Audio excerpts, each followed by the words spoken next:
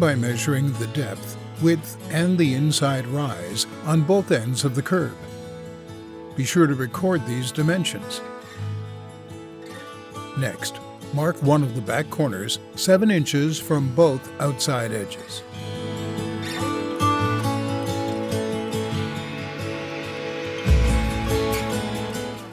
Then, using a speed square, mark the 2 corners, creating a square.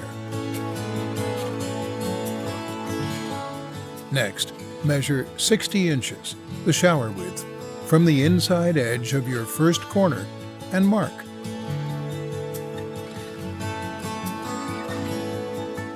Then, create a 7-inch square using that mark.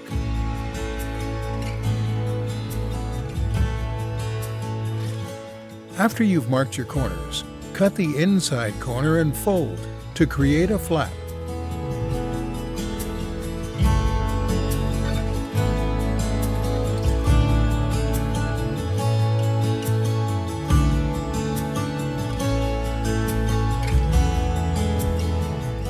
For the curbside corners, measure 32 inches, the inside shower depth, and then mark 7 inches from the outside edge.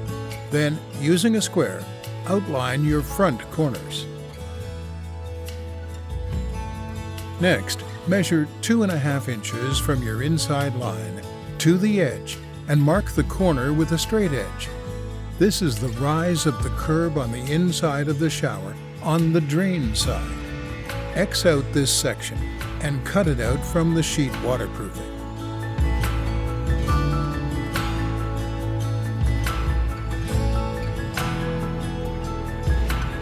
Next, measure 60 inches from your first corner inside line and mark with a straight edge. After marking, measure in 1.5 inches, then X out this section and cut it out from the sheet waterproofing.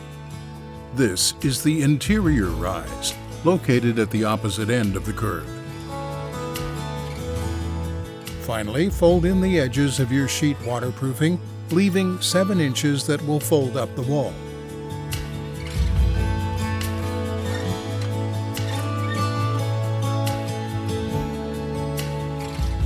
Then fold waterproofing towards the drain side, as this will be the first corner to be installed. You are now ready to install in the shower bed. You are now ready to install the waterproofing in your shower.